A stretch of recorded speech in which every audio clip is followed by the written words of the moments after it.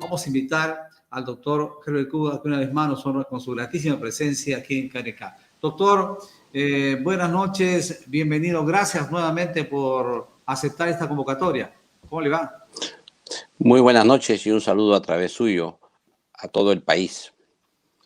Aquí aceptando con gusto la invitación que me hace para ver los temas de actualidad y darle una mirada distinta, una mirada reposada, tranquila, sin el apasionamiento del momento. El día 7 de abril se celebra el Día Mundial de la Salud, que fue instituida en el año 1948, cuando se realizó la primera Asamblea Mundial de la Salud.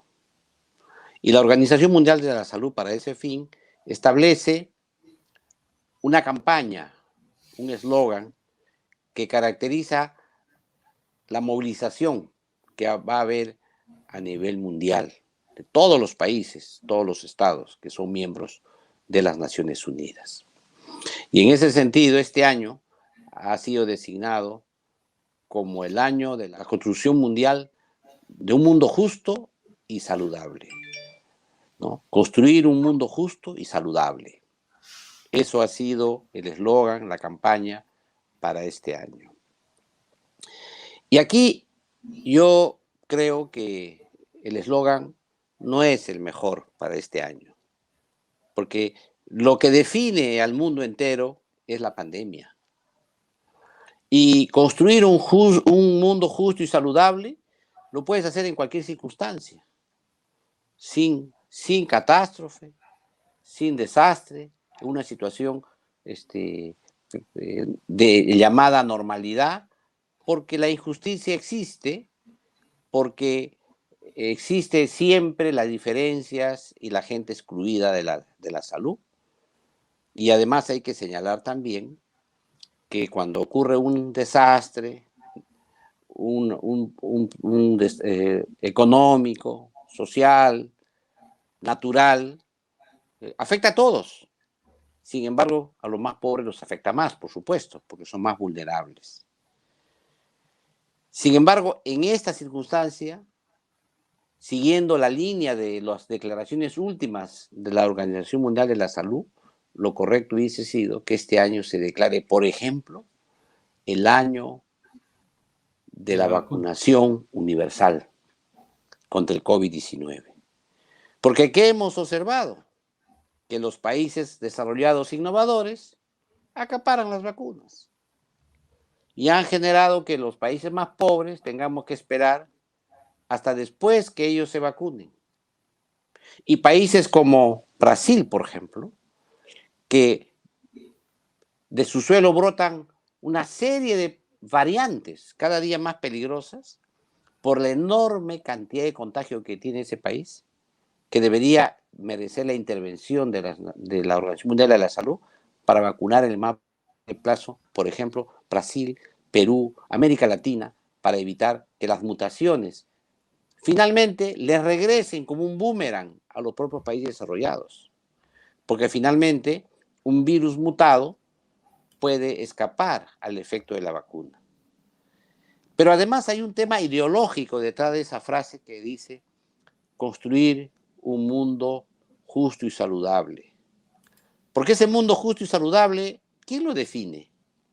¿Quién lo señala? Yo creo que lo más importante es generar un mundo en el cual tengamos trabajo, educación, salud, y poco a poco vamos a lograr que cada uno construya su mundo justo y saludable. Lo que tenemos que hacer es acostumbrarnos a que el hombre sea libre. Yo no me resigno a vivir como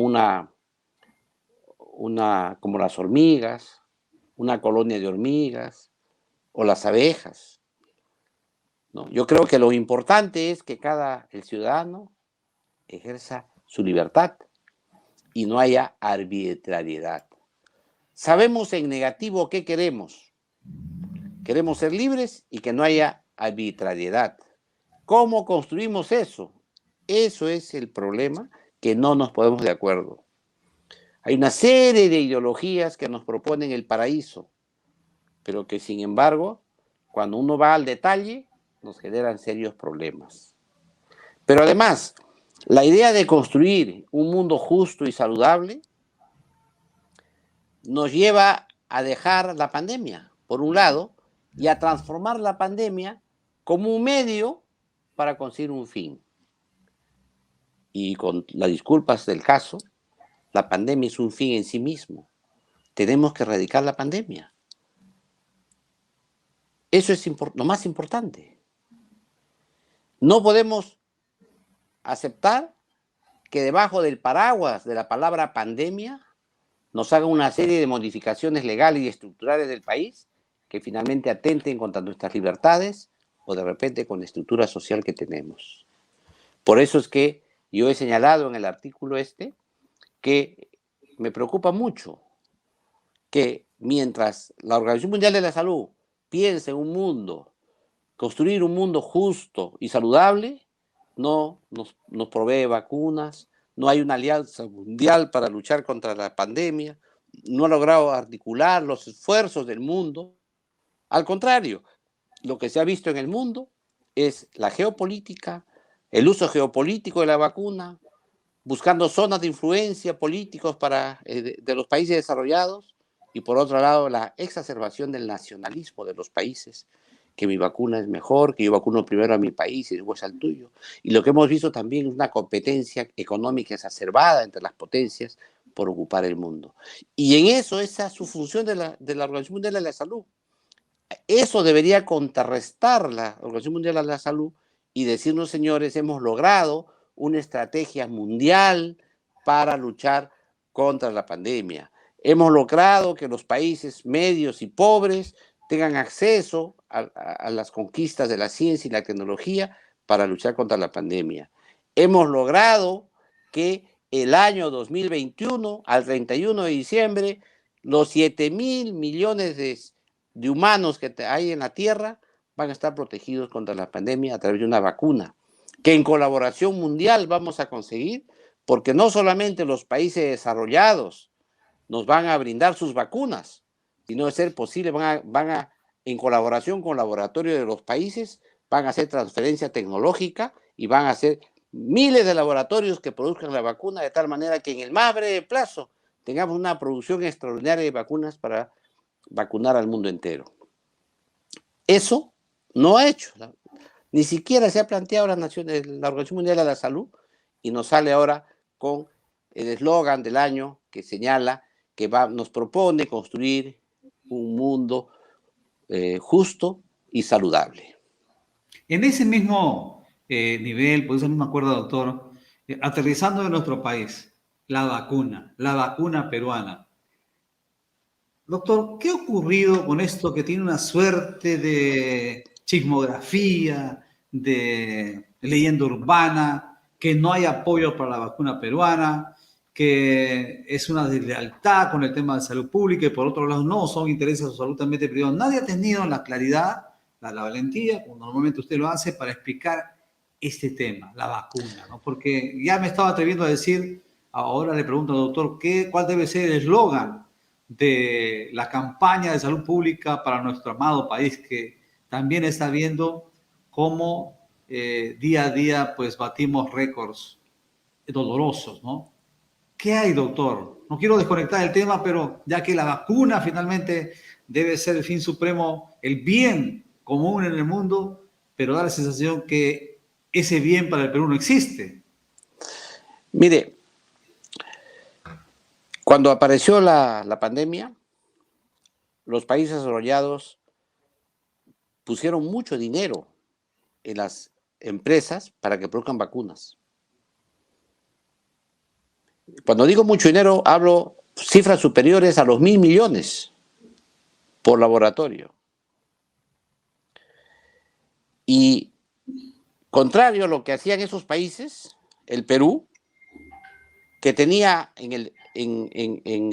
en Chincha a un investigador que investiga vacunas para pollos, pero que en vista de esa experiencia podía él, con un incentivo económico importante, ¿no es cierto?, millonario, en poco tiempo, esa tecnología que ella maneja, ser utilizada para humanos. Es más, ellos por cuenta propia han acabado la primera fase de un experimento científico, que es la fase en animales. Ahora falta pasar a la fase en humanos, pero para hacer eso requieren una serie de trámites que para demostrar que ya acabaron la fase en animales y para pasar a la segunda fase. Pero también requiere pues laboratorios, equipos y cosas que hay que hacer una inversión. Pero el Perú no hace, no copia las buenas enseñanzas que le dan los países desarrollados. Y entonces, ¿qué ha hecho? ¿Qué ha sucedido en el Perú? Que demora la producción de vacunas. Pero mire usted, Cuba acaba de sacar 3 tipos de vacunas. Y la vacuna Soberana 2, que es la que está más avanzada, probablemente empieza ya a venderla en América Latina o en otros países del mundo que la requieran. ¿Qué es lo que ocurre? Es la conducción del país. Eso significa la prioridad y que se tenga. Por otro lado, también hay que expresar muy claro, que detrás de esto, de este afán de comprar, como ya se ha demostrado, y eso también es importante, porque no solamente hemos comentado el Día Mundial de la Salud y el nombre o el eslogan que le ha puesto la Organización Mundial de la Salud al año 2021, sino que coincidentemente también en el Día Mundial de la Salud se ha producido el debate en el Congreso de la República de los informes del caso Vacunagate, que acusa en un proceso político al expresidente Vizcarra y a las 2 exministras de Relaciones Exteriores y de Salud en el Congreso de la República. ¿Y esto por qué planteo? Porque en esa discusión se han discutido básicamente 2 cosas. Uno, primero, se ha discutido el hecho de haberse vacunado, pero el segundo es que utilizando el cargo han direccionado de alguna manera la vacuna Sinopharm. En consecuencia, y ahí viene la respuesta a su pregunta más completa, ha habido prioridad para comprar vacuna del extranjero cuando tranquilamente podría haberse dado una inversión importante para mover o producir la vacuna peruana. E inclusive, si no se tiene todos los instrumentos científicos en el Perú, en colaboración con algún laboratorio extranjero que nos podría dar el conocimiento o hacer algunas partes que el Perú requiere para que esta vacuna peruana sea una realidad. Pero el día de ayer también se produjo una acusación, una denuncia política, un juicio político. ¿Y por qué es importante esto? Porque es un juicio político relacionado a un tema de la salud. Y por eso es que yo lo analizo. Y en este tema, un juicio político se realiza por 2 motivos. Un primer motivo tiene que ver con el hecho de separar del cargo o del poder a alguien que hace mal uso del poder. Y la segunda es que no vuelva al poder, ¿no? Se le inhabilita para que en el futuro no regrese al poder, que es el caso que se trata ahora, porque ya el expresidente Vizcarra con las exministras ya no están en el poder. Pero lo que se busca con este proceso, este juicio político, es que no retornen al poder. Ese es el objetivo. Y el día de ayer se ha votado eso en la comisión, en la comisión permanente, con la asistencia del expresidente y las 2 exministras que han ejercido su defensa. Se ha votado y se ha aprobado por unanimidad, a excepción de un congresista de Somos Perú que se retiró previamente de la sesión, pero el resto, los que quedaron, votaron por unanimidad la inhabilitación para el expresidente Vizcarra de 10 años, para la exministra de Salud por 8 años y para la ex ministra de Salud, para la ex ministra de Relaciones Exteriores de 1 año. ¿Qué falta ahora? Que ese acuerdo que hay en la Comisión Permanente pase al Pleno del Congreso, para que el Pleno del Congreso escuche una vez más en segunda instancia o en tercera instancia, ya porque ya se vio en la subcomisión, se ha visto en la Comisión Permanente y ahora en el Pleno, el expresidente puede ejercer su derecho a la defensa junto con las 6 ministras. Luego de esa defensa se lleva al voto y si se vota la inhabilitación queda ya consentida desde el punto de vista constitucional. ¿Qué ha sucedido? Que ha habido el debate de si el día de mañana, sábado, debería ya llevarse a cabo la inhabilitación. Sin embargo, en esa discusión han entrado a discutir temas que no tienen nada que ver con el proceso político, porque el proceso político, por su naturaleza, no tiene plazos, porque los plazos dependen de la coyuntura política. Si en estos momentos es visto un presidente que traiciona a la patria, un presidente que comete un asesinato, no vas a esperar el debido proceso y vas a seguir gobernando durante medio año más, pues. Lo que hace en esos momentos es en el acto se toma la decisión de separarlo del cargo. Además, ejemplos hay, ¿no? Ejemplos hay. Y ejemplos hay. Ha ocurrido en el país con el caso del expresidente Fujimori, ha ocurrido con el caso de congresistas como del mismo Fujimorismo en esa época, ha ocurrido Kenji. con otro, con Kenji, o sea, casos hay. Sin embargo, como usted sabe, hay gente que crea derechos de la nada, no sé cómo salen los derechos. Entonces le han creado el día de hoy y ayer la idea de el derecho al plazo razonable. Como el reglamento del Congreso no señala un plazo, que no lo debería señalar, ni tendría por qué señalarlo, porque sería maniatar al Congreso para el juicio político. O sea, no hay un vacío, hay una intencionalidad de no poner plazo, precisamente por eso. Sin embargo, dicen, como no está el plazo, hay que usar el plazo que usa el Código Civil. Por lo tanto, se requiere que sea 5 días, 3 días han dicho. Y se notifica el lunes, el martes se da por notificado, miércoles, jueves, entonces el viernes se va a realizar el pleno para mirar, para ver si es que se inhabilita o no al expresidente Vizcarra y a las 2 exministras. Pero, ¿qué es lo que sucede en el interregno? Todos sabemos que es el proceso electoral, que es el día 11. Y en consecuencia, ese proceso electoral va a estar al revés, ¿no es cierto? Porque una vez que el expresidente se sienta ungido como congresista, va a reclamar otros derechos. Y en consecuencia, a pesar de que dice la Constitución, a pesar que señala que inclusive un congresista electo o un designado puede ser inhabilitado, es probable que eso genere otros vericuetos y leguleyadas para evitar cumplir la sanción que ha sido discutida ampliamente en el Congreso de la República.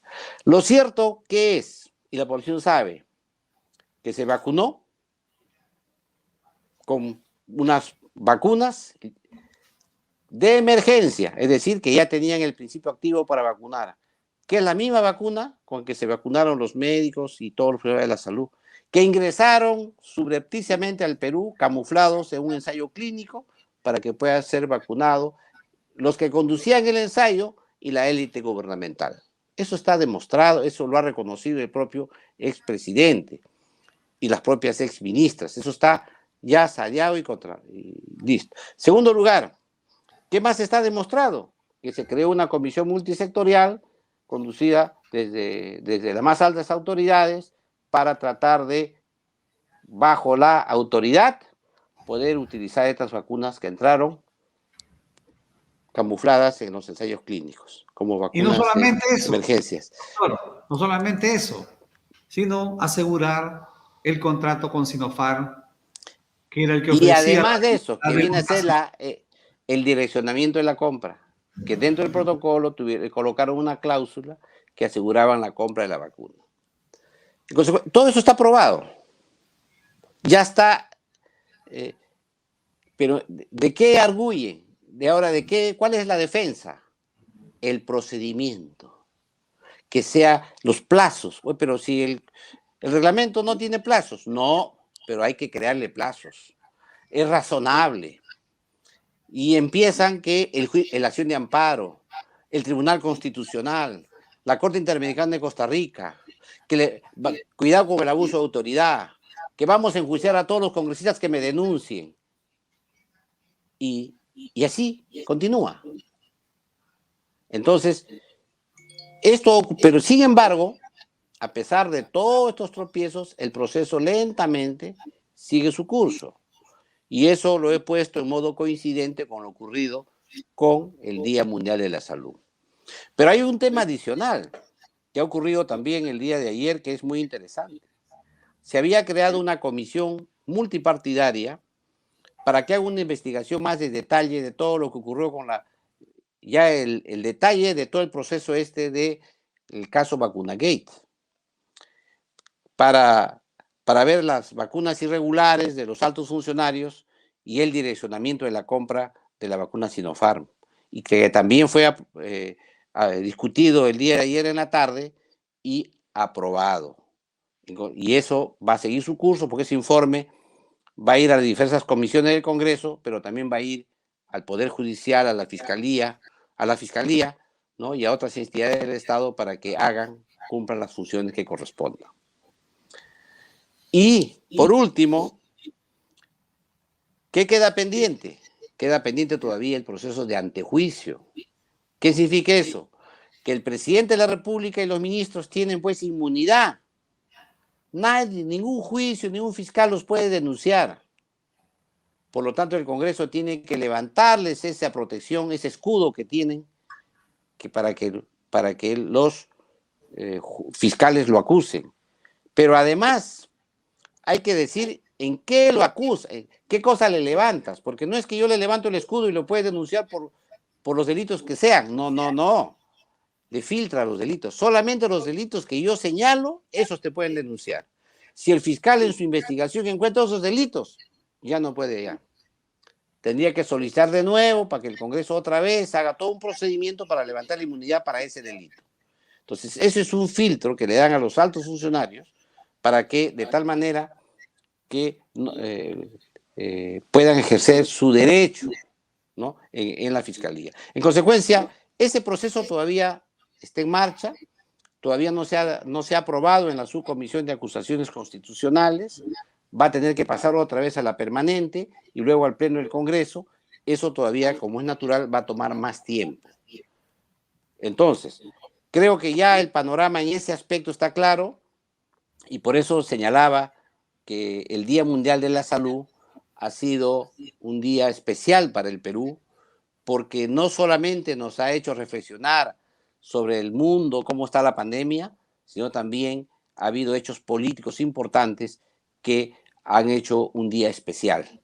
Y creo que si eso va todo bien, vamos a tener finalmente lo que quieren los peruanos, que no haya impunidad. Así es, por eso vamos a decir, para terminar esta entrevista, a toda la audiencia, juzgue usted. Doctor Herbert Cuba García, muchas gracias como siempre por acompañarnos, por hacer docencia, por hacernos reflexionar también en torno a temas que pasan muchas veces por agua tibia y que necesitan pues verse de otro lugar. Nuevamente nuestra gratitud y bueno, estamos de cara a este proceso eleccionario. En estas condiciones somos un paciente politraumatizado que no recibe asistencia y sin embargo tenemos que ir a votar. Y yo hago un llamado a que la gente vote. No es más riesgoso que ir al supermercado y la gente sale a comprar sus cosas.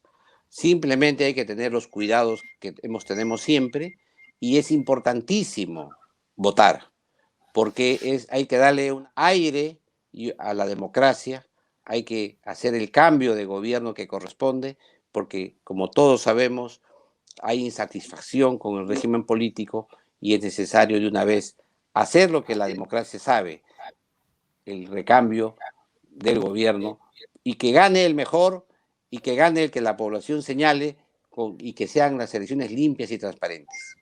Muchas gracias, Ricardo, y muy agradecido por esta entrevista. Gracias, doctor. Muy amable.